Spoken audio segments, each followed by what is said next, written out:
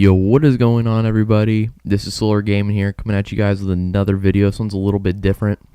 Today I'm going to be reacting to the Sekiro Shadows Die Twice trailer. I will be pausing. It's kind of like an analysis type thing. If you guys didn't know, I'm a very big Souls player. I've played every single one of the Souls games, even the ones that aren't from Software. I've played everything from Demon Souls all the way to Neo. I've played all the Dark Souls series and every Souls game in between. So you can take my analysis for word or you can't. That's up to you. I do know a lot about Souls, and I'm going to be going really in depth on what I think we're going to see from this game, what games you can play to kind of prepare yourself for this game, and whether or not it's worth it on your buck. So I'd stay tuned for that. Obviously, I'm also pausing it for a copyright strike. I don't want to get copyright strike, so that's very important as well. Without further ado, I want to get right into this, so let's go.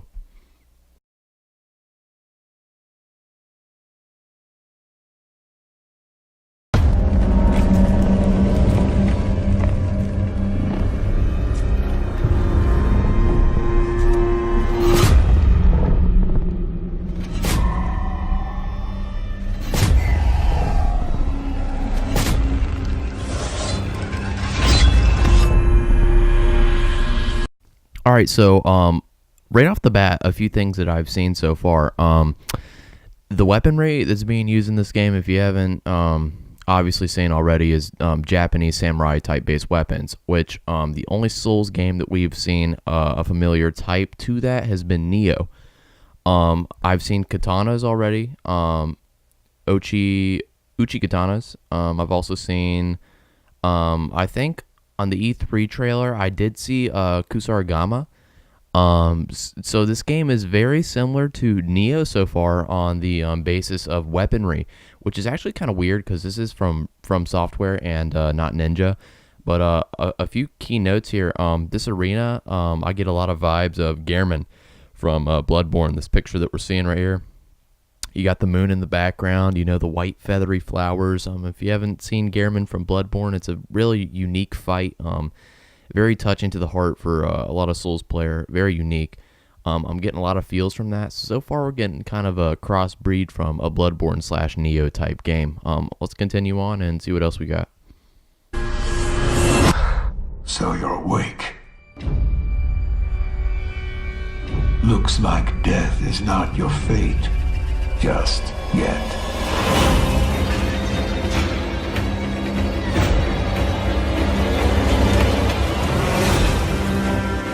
Some time has passed since I found you.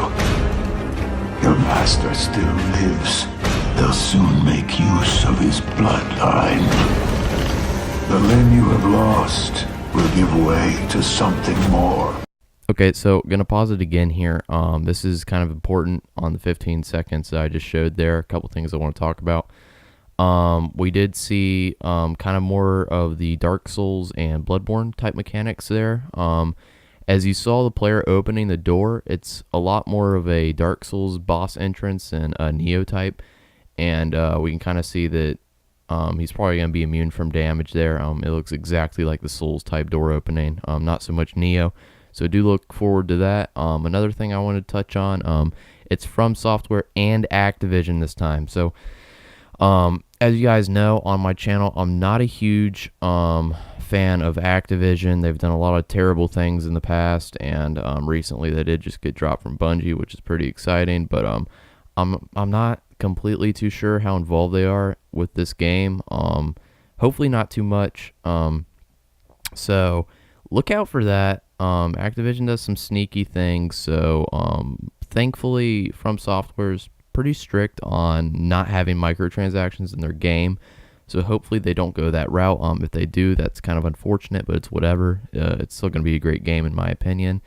And last thing I want to talk about here, what you're seeing right here on screen, this guy holding the big katana, another Souls type thing. We call these guys biggins, me and my friends. The biggins are just kind of like mini bosses, and it's another common thing in Souls to do that. Neo, not so much again.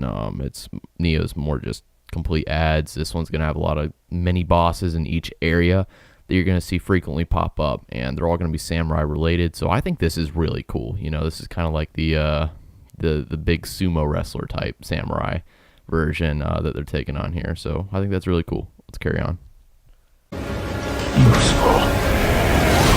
You'll learn to appreciate its worth.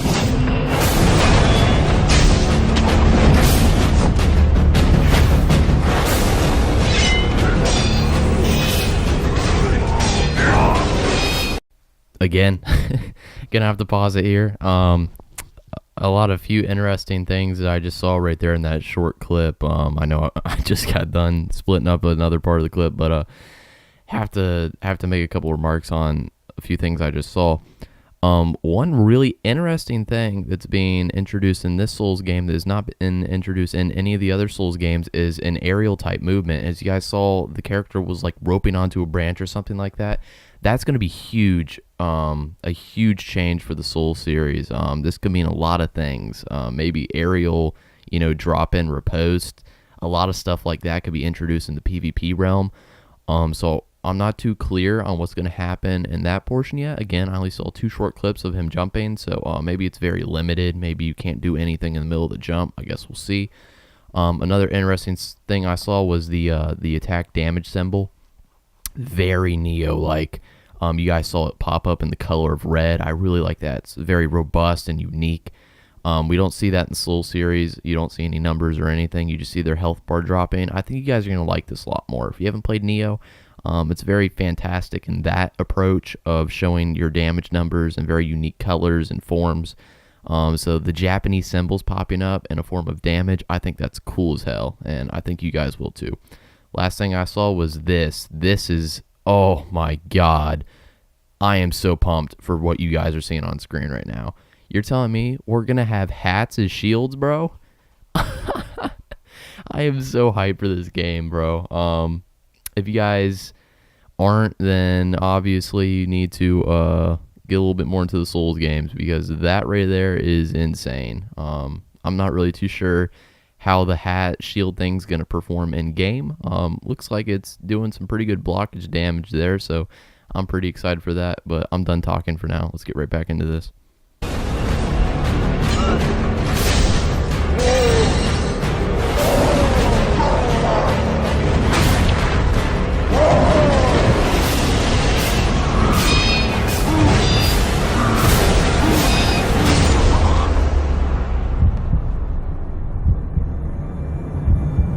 Your death won't come easily.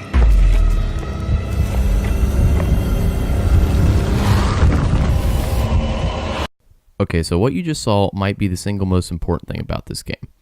As you guys saw, the character just got back up from dying off that sword swing, and I think this kind of goes behind the whole Shadows Die Twice theme. So Souls is kind of, I don't know if this is exactly what it is, but it's a very good chance that it is. The Shadows Die Twice thing, I think Souls is trying to implement that you're going to have 2 lives. Now, maybe you have to prep some material to get 2 lives, or maybe it's not every single life that you get it. I'm not too sure how that's going to play in, but it does look like instead of embering up and having to run all the way back to the boss, they're actually going to give you a second chance at killing something when you die, which is really cool, because I think that the best games that we've seen in game history and franchise history are games where the character is very overpowered and what he's capable of doing. Games like Destiny or Guardians, very OP. Halo, Master Chief was a fucking boss. A lot of these games, your character's very overpowered, and you feel very overpowered, and that's great. You want to feel that way. So I love the approach that they're taking on this. You having 2 lives now, being able to smack these bosses on a second life, even if they get you down. Unfortunately, what that does mean is probably the ads are going to be a little bit more tough than the previous Souls games. I'd probably rank it. It's probably going to be a little bit more difficult than the Dark Souls 3 ads, and maybe like just below, Neo Bloodborne ads. I think they're going like in between that realm. So stay tuned for that. I think that's really cool. Without further ado, I'm going to stop talking again. Let's watch the rest of the video.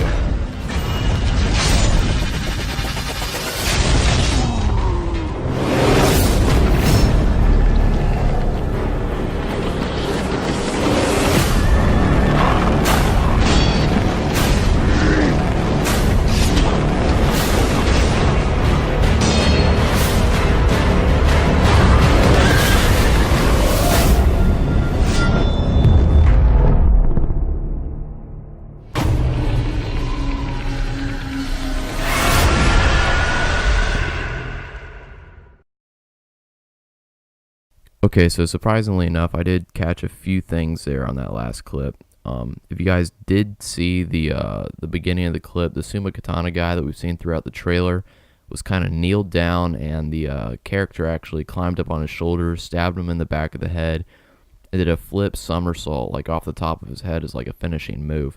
Now, a finishing move is something you only see in stuff like Mortal Kombat, like fatalities. We've never seen that in a Souls game. It's very unique. And I think it's really cool because, again, they're going for this Japanese type fighting, which is very skillful and very, it's got a lot of pizzazz. So I think that's really cool. And I wonder how many finishing moves they actually have. That's another thing we're going to have to check out in more gameplay.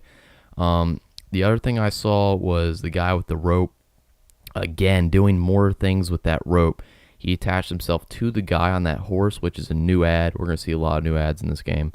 And actually flung himself towards the guy on the horse. So maybe this rope has more attributes than we know of. I can't wait to experiment with that and see what we can do with it.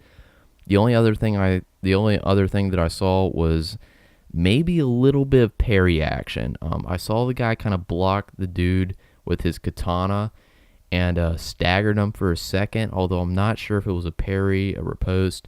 I'm going to be very heartbroken if we can't parry in this game. It looks like we can. Off the looks of the movement on the characters, but again, nothing for sure. But that's all I really got for this video, guys. If you did enjoy it, be sure to leave a like and subscribe. Again, Sekiro, Shadows Die Twice, March 23rd, I believe, is the date. Hopefully I didn't slander that. Somewhere in the 20s. So look out for that. I think it's going to be a great game. Again, Activision, a little bit shaky. But without further ado, guys, this has been the end of the video. This is Solar Gaming. Peace out.